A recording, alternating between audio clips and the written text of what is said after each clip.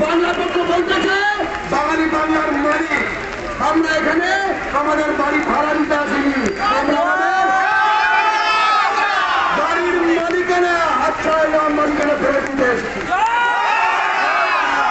অনেকদিন সহ্য করা হয়েছে। 1947 থেকে একের পর এক শাসক বহিরাগত পোষণ করে গেছে, পোষণ করে গেছে, পোষণ করে গেছে এবং আজকে চরম সীমায় পৌঁছেছে।